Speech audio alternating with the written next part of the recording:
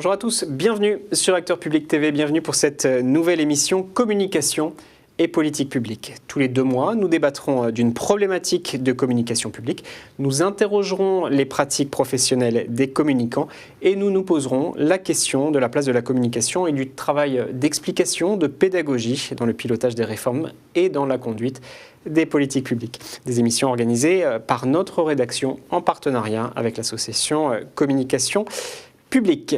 Pour cette première, nous allons parler communication et participation citoyenne. Une émission en 2 parties. D'abord un débat, puis une discussion autour d'un cas pratique. C'est comme ça que fonctionneront toutes nos émissions. Place au débat pour cette première partie, donc avec vous, Jean-Louis Bianco. Bonjour. Bonjour. Vous êtes notre grand témoin. Merci beaucoup d'être là pour cette première.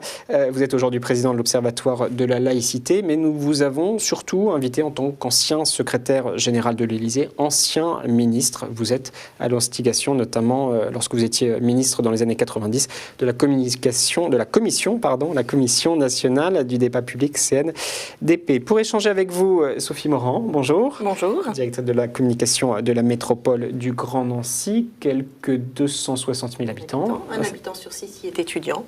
C'est caractéristique importante. Un enjeu important, effectivement. Un mot, Grégoire Milot, quand Jean-Louis Bianco dit la communication, au fond, c'est pas de la com ou c'est pas que de la com. Vous le constatez dans les réunions que vous organisez ? C'est surtout de l'information. C'est-à-dire que c'est vrai que quand on fait de la concertation, il faut à la fois expliquer un projet, donner des clés de compréhension au public auquel on s'adresse. Et c'est pour ça que la communication est essentielle. Elle est essentielle pour présenter de manière pédagogique ce dont on va parler, mais elle est aussi essentielle pour permettre à chacun de s'exprimer. Et donc, c'est pour ça que c'est vraiment une clé importante pour la réussite d'une concertation. On a regardé des échanges, des vidéos, on va en voir une à l'instant, des vidéos de réunions publiques. On sait parfois que c'est un peu chaud, non ? Il y a des tensions, des choses qui sortent. Tant mieux. C'est-à-dire qu'en effet, une réunion publique qui est un peu un élément de base de la concertation, c'est l'échange qu'il peut y avoir entre à la fois la ville, la collectivité.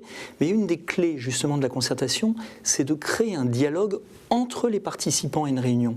Il ne faut pas opposer d'un côté la ville, l'institution et le public, mais en revanche, il faut, quand quelqu'un prend la parole, faire réagir les autres personnes dans la salle. Qu'est-ce que vous en pensez de ce que vient de dire monsieur ou madame ? Et donc, il y a en effet souvent des tensions. Et c'est vrai aussi qu'une des clés d'une approche professionnelle, c'est de calmer, de maîtriser et de créer un dialogue constructif et apaisé, ce qui n'est pas évident. J'ai en tête, par exemple, les réunions qu'on a organisées et animées sur la réforme des rythmes scolaires pour un certain nombre de collectivités. Je peux vous dire que c'était très, très compliqué. Donc un travail, Grégoire Milot, d'explication, de justification, c'est ça ? Alors, de justification de la démarche, c'est-à-dire que ce qui est de la décision aussi. De la décision, ce qui est vrai, c'est qu'il faut expliquer pourquoi elle a été prise. Et j'allais dire qu'on ne reprochera jamais à un élu d'être allé dans un sens et de prendre une décision. Mais par contre, il est là pour ça. Il est là pour ça, mais il faut qu'il explique pourquoi il n'est pas allé dans un sens ou un autre. Et c'est vrai que en règle générale, dans toutes les concertations, il y a beaucoup de choses souvent contradictoires qui émergent. Donc les gens veulent à la fois, pour un réseau de transport, plus d'arrêts, mais pas payer trop cher. Donc il y a à la fois la sécurité, mais même chose, l'impératif financier est un élément qu'il faut toujours présenter et intégrer.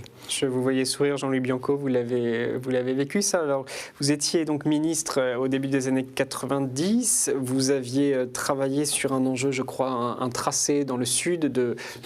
C'était le TGV en fait, Valence, Montpellier, Nîmes, au-delà de Lyon. Quelques passions, je crois. Qui a suscité pas mal de passions et de débats, et sur le tracé et sur le principe.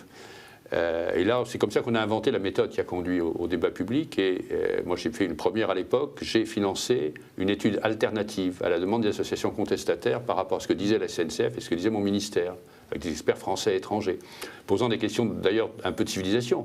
Est-ce que c'est si important que ça de gagner du temps ? Est-ce que ça va vider ou irriguer les territoires ? Est-ce qu'on ne peut pas faire des trains qui fassent moins de bruit ? Quel est le meilleur tracé ? Et du coup, ça a désamorcé une grande partie de la contestation, puisqu'ils sont devenus des partenaires dans le suivi de ce qui avait été dit par l'étude et dans l'explication des décisions. Mais pour l'explication des décisions, je crois que c'est c'est la clé de la crédibilité à long terme de cette démarche participative, citoyenne, de communication au sens pédagogique. Il faut que, beaucoup plus souvent qu'aujourd'hui, les décideurs politiques soient capables, et ce n'est pas facile, de dire « je n'ai pas fait ça pour telle raison ». Et de s'engager, comme vous le disiez, sur l'objet de la concertation, qui n'est pas tout, qui est l'objet soumis au débat. Une autre donnée aussi intégrée, c'est de s'inscrire dans le temps. C'est-à-dire trop souvent dans les études qu'on a pu faire, on considère qu'on donne la parole au public, et puis après, les gens n'en entendent plus parler. Oui. Donc ça, c'est vraiment important de prévoir un certain nombre de rendez-vous et d'inscrire vraiment la démarche. Nous avons des temps de projets très longs sur nos Oui. territoires. Hein. Souvent, les projets de transport, notamment, Exactement. ou les projets urbains, mettent plus de temps que le temps du citoyen, ses repères à lui. Et on se retrouve avec des citoyens qui ont changé, d'ailleurs. Oui. Soit qui ont changé eux-mêmes de comportement, soit qui ont déménagé, qui ont bougé. Et c'est plus le même public qui va vivre le projet quand vous le mettez en œuvre. Alors quand vous avez un habitant sur 6, hein, c'est ça, qui est étudiant, la question se pose avec encore plus d'acuité. Donc votre job, si je puis dire, vous, communicant public au Grand Nancy, c'est de revenir, donc expliquer la décision, la justifier, et puis de revenir plus tard dans la durée pour voir si ça n'a pas évolué, si la population a changé et quelles sont ses attentes nouvelles ou pas. Il faut y revenir régulièrement, il faut d'abord raconter l'évolution du projet, ne serait-ce que ça, aller retourner vers ceux qui se sont inscrits, parce qu'on a des gens qui ont envie d'être associés, qui nous demandent à pouvoir suivre les projets, donc c'est installer des instances qui permettent de revenir vers eux régulièrement, publier régulièrement. Toutes les occasions de concertation sont de merveilleux leviers en matière de communication. C'est-à-dire ça vaut toutes les campagnes de communication, toutes les campagnes d'affichage, il vaut mieux faire des actions de concertation, aller au-devant des habitants, ce sont les meilleurs ambassadeurs ensuite pour aller parler d'un projet. Donc il faut le faire tout au long d'un projet, c'est essentiel. Mais comment alors? Il y a les réunions, il y a aussi les outils numériques, Grégoire Milot? Alors, le numérique, oui, mais pas seulement. Parce qu'en fait, le présentiel, le contact est vraiment quelque chose de très important. Ce qui est très difficile, parce que quand on travaille sur un bassin de plusieurs centaines de milliers d'habitants, c'est pas évident. Mais c'est vrai qu'une des clés qu'on entend tout le temps, c'est comment aller à la rencontre des gens qui ne vont pas dans les réunions publiques. Il faut aller les voir. Et ça, c'est vrai que le fait d'aller dans des marchés, dans des lieux, et vous citiez d'avoir un camion mobile, on est en train de faire une concertation en ce moment sur l'aménagement tout simplement du terminal 4 à Roissy-Charles de Gaulle, eh ben, on va à la rencontre de la population. C'est certes d'aller dans les marchés, mais c'est aussi d'identifier par exemple les centres sociaux pour aller à la rencontre des gens qu'on ne voit pas dans les réunions publiques, les centres de loisirs pour aller voir les enfants, pour les faire réfléchir sur les sujets. Et puis il y a plein d'autres moyens, c'est ça qui est très agréable en matière de communication, c'est qu'on peut vraiment imaginer, je vous donne un exemple, un sujet qu'on a vu, c'est que avec des smartphones, on prend très facilement des photos. Et bien, sur l'aménagement d'une place, demandez aux gens d'envoyer la photo de ce qu'ils aiment ou de ce qu'ils n'aiment pas sur leur place. Et là, on les récupère et on fait un très beau visuel avec ce que les gens aiment et ce qu'ils refusent. Merci beaucoup à tous les deux, Grégoire Milot et Sophie Morand, pour cette première partie. Merci.